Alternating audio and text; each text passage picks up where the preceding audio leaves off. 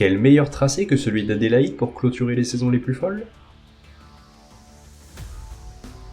Bonjour à toutes et à tous et bienvenue dans ce nouveau podcast Un œil dans le rétro, consacré aujourd'hui au circuit australien d'Adélaïde.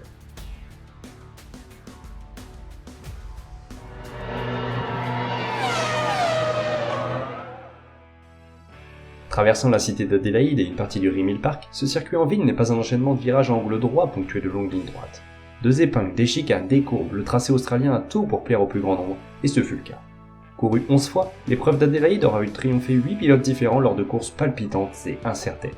Avec sa place d'ultime manche du championnat, plusieurs consécrations eurent lieu sur ce tracé australien, que ce soit pour les titres de McLaren en 85 et 91, de Williams en 94, mais aussi de Prost en 86 et Michael Schumacher en 94. Mais si ces titres pilotes ont été remportés ici, ce fut, dans tous les cas, grâce à une défaillance de l'adversaire.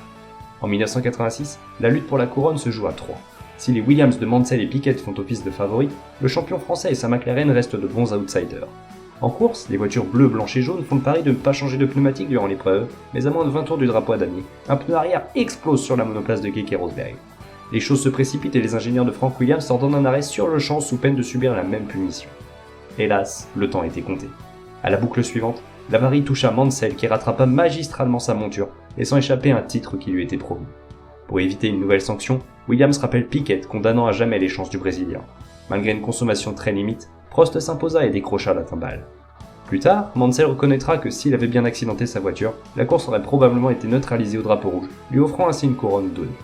8 ans plus tard, c'est entre Michael Schumacher et Damon Hill que le championnat se décidait. À mi-course, l'Allemand mène devant l'Anglais mais en sortant un peu large, voilà qu'il touche le mur avec le côté droit de sa monture. Instantanément, les deux adversaires sont roue dans roue. Dans le virage suivant, c'est la catastrophe. La Benetton ferme la porte à la Williams. Si la voiture de Michael Schumacher termine dans le mur à la limite de se retourner, celle de Hill continue. Pensant être touché par une simple crevaison, l'Anglais fut au contraire victime d'un bris de suspension, mettant fin à ses chances de titre. C'est donc à l'Allemand que revient un sacre discutable, son premier. Mais si Adélaïde est le théâtre de première fois, les dernières ont aussi la part belle. En 1985, c'est du triple champion Lauda que la Formule 1 se sépara. Suivirent Tambay, Jones et Keke Rosberg en 86, Piquet en 1991, Prost et Patrese en 1993 ou encore Alboreto en 1994. Du côté des constructeurs, 1985 verra la disparition de Renault et Alfa Romeo avant leur retour plusieurs années plus tard. En 1988, Prost signa la dernière victoire d'un moteur turbo compressé avant leur grand retour en 2014. En 1990, le circuit d'Adélaïde accueillait la 500e épreuve de la catégorie reine. Si ce nombre montre la durée dans le temps du championnat du monde, l'édition 1991 démontra une chose bien contraire. Disputée sous des trompes d'eau, la course fut stoppée après seulement 14 tours et 24 minutes d'épreuve, un record jamais battu encore aujourd'hui, si l'on accepte Spa-Francorchamps en 2021. Lors du Grand Prix de 1993, Prost tirera sa révérence, finissant deuxième derrière son plus grand adversaire, Senna. Sur le podium, les critiques et coups bas des années passées sont oubliés. Les deux hommes se saluent, se congratulent, sourient. Si ce podium était le dernier du Français, ce fut également l'ultime du Brésilien. En remportant ce succès sur sa McLaren, Senna permit à son équipe de battre le record de victoire jusque-là détenu par Ferrari.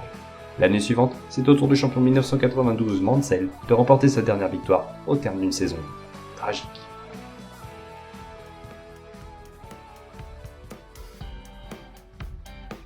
Mais Adélaïde, c'est aussi, à cause de son tracé urbain, de nombreuses figures et pirouettes ou accidents en tout genre. Rares sont les pilotes qui n'ont jamais fauté en terre australienne. Il faut dire que ce circuit n'aide pas vraiment la mécanique. Dans une époque où les changements de pièces étaient de coutume, nombreux furent les pilotes à renoncer sur ennui technique. Entre les freins, les moteurs et les transmissions, le tracé d'Adélaïde était particulièrement rude pour les montures. Avec des bolides surpuissants et une piste très glissante, les têtes à queue et autres glissades étaient omniprésentes. Bon nombre de voitures percutèrent les murs de béton ou de pneus bordant le circuit. Même les grands champions commettèrent l'irréparable, à commencer par Lauda en 85 pour sa dernière course, trahi par ses freins en bout de ligne droite. Lors de cette même édition, Senna, voulant éviter Keke Rosberg qui rentrait au stand, toucha la voiture du Finlandais et arracha un bout de son aileron. En ne s'arrêtant pas au tour suivant, le Brésilien prit un gros risque qui ne paya finalement pas, manquant l'entrée de la ligne des stands, explosant le bout d'aileron qui lui restait. Avec tous ces abandons, les petites équipes accédaient aux gros points, comme ce fut le cas pour l'équipe Ligier. Mais dans le dernier tour, les deux équipiers s'accrochent.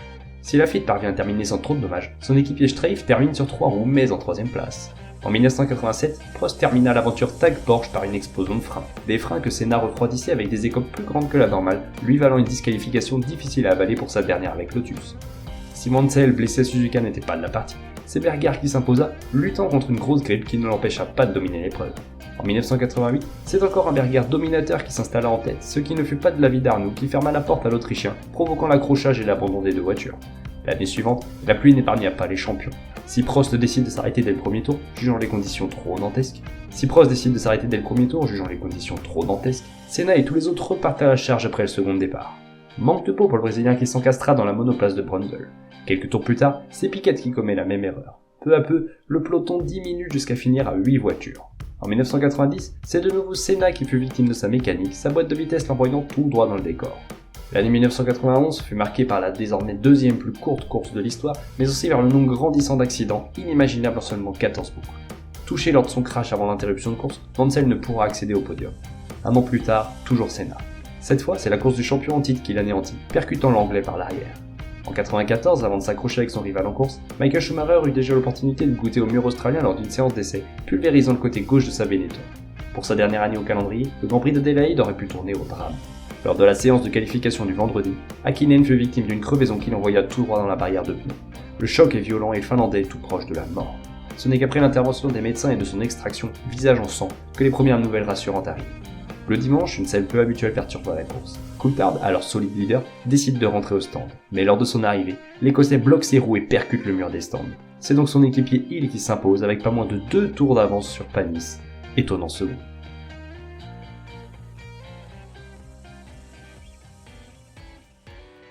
Le circuit d'Adélaïde aura produit de fabuleuses courses sur un tracé urbain finalement très apprécié des pilotes. Les caprices de la météo pimentèrent certaines éditions déjà bien chargées en suspense et incertitude.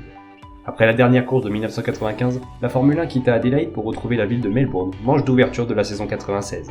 C'est d'ailleurs la seule fois qu'un pays organise 2 courses de suite dans l'histoire de la catégorie Rennes, si l'on met de côté la folle saison 2020. Mais si quelques rumeurs quant à la réapparition du Grand Prix d'Adélaïde éclatent au grand jour, il n'est malheureusement pas prévu que ce superbe tracé retrouve la Formule 1.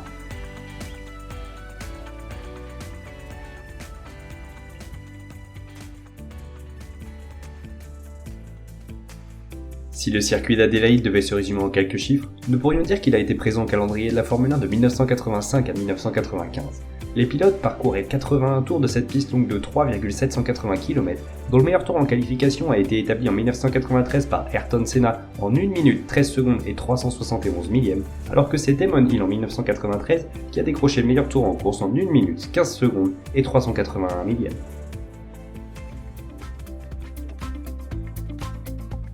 Pour en savoir davantage sur toute l'histoire de la Formule 1, rendez-vous sur le site internet unoeildanslerétro 1.wixit.com/unoeildanslerétro, sur les pages Facebook et Instagram, et quant à moi je vous dis à très vite pour un nouveau coup d'œil dans le rétro.